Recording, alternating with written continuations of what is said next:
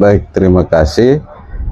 Jadi terkait fakta yang terjadi telah disampaikan oleh keluarga beberapa minggu yang lalu, dan itulah fakta yang sesungguhnya terjadi terkait proses eksekusi perkara nomor 4 itu.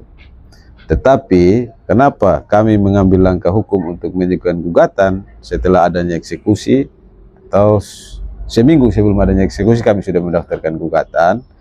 Karena bagi kami putusan nomor 4 itu hanya memberikan kepastian hukum, tapi tidak memberi rasa adil. Untuk itu bagi kami suatu putusan pengadilan itu harus memberikan rasa adil, tidak semata-mata untuk kepastian hukum. Karena suatu kepastian hukum tanpa keadilan itu hanya akan menjadi senjata penindas masyarakat. Itulah konsep yang sesungguhnya. Sehingga kami dengan keluarga telah bersama sudah 5 tahun lebih, dan kami akan terus berjuang. Kami masih memiliki beberapa langkah hukum lagi, baik perdata maupun pidana ke depannya. Tidak berakhir di sini. Karena konsep itu yang kami ingat, bahwa rasa adil yang diberikan oleh putusan nomor 4 ini hanya berlaku bagi pembeli, dalam hal ini penggugat dalam perkara nomor 4 itu. Sehingga sementara yang senyatanya sebagai ahli waris yang memiliki hak atas peninggalan dari pewaris, ya, tidak sama sekali dipertimbangkan dalam putusan nomor 4. Jadi putusan nomor 4 ini hanya berdalih majelis hakim itu hanya mempertimbangkan sebatas pembeli beretiket baik. Jadi sesungguhnya putusan ini sama sekali tidak memberikan pertimbangan yang berimbang antara penggugat dan tergugat, antara dalil penggugat dan tergugat. Nah, sehingga kami dalam posisi putusan yang seperti ini, kami masih meyakini bahwa putusan ini masih bisa berubah suatu saat. Karena di mana-mana yang namanya pembeli bertiket baik adalah pembeli yang secara administrasi baik dan juga secara fakta harus baik. Tidak semata-mata hanya yuridisnya saja, tetapi faktanya berbeda. Saya ambil satu contoh yang sederhana. Ketika kita mau membeli sebuah sepeda motor, apa kita hanya membeli BPKB-nya saja dan STNK tanpa kita melihat barangnya?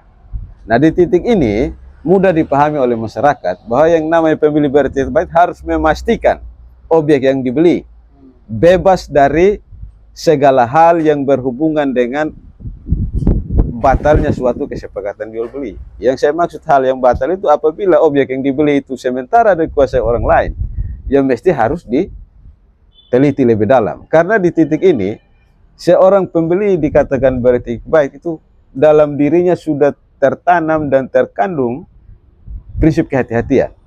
Artinya ketika membeli sesuatu, kita sebagai pembeli harus memiliki prinsip kehati-hatian. Itu menurut hukum, ya.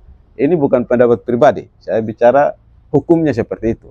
Jadi prinsip kehati-hatian yang dimaksud adalah pembeli harus memastikan bahwa objek itu bebas dari penguasaan orang lain, bebas dari hak tanggungan sesuatu.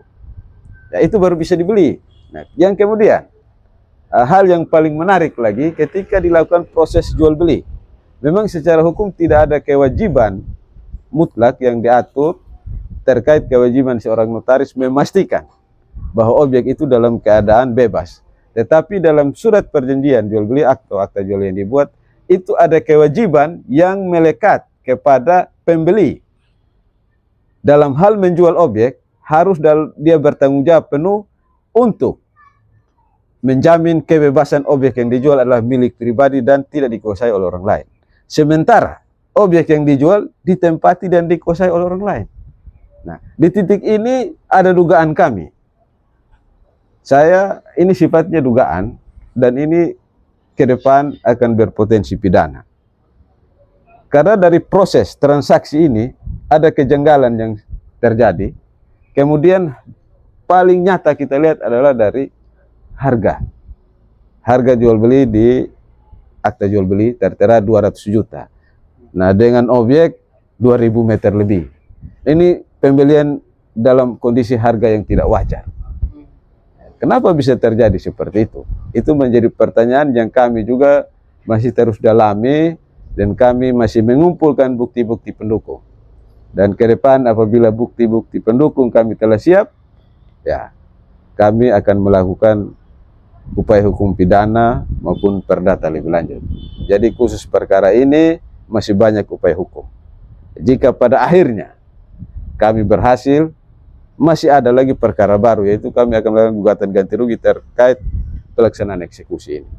Karena yang jelas keluarga mengalami kerugian yang cukup banyak, tidak saja kerugian secara fisik, tetapi lebih kepada kerugian yang terjadi perputaran ekonomi di atas tanah objek sengketa, di mana ada bangunan kos-kosan dan juga kios.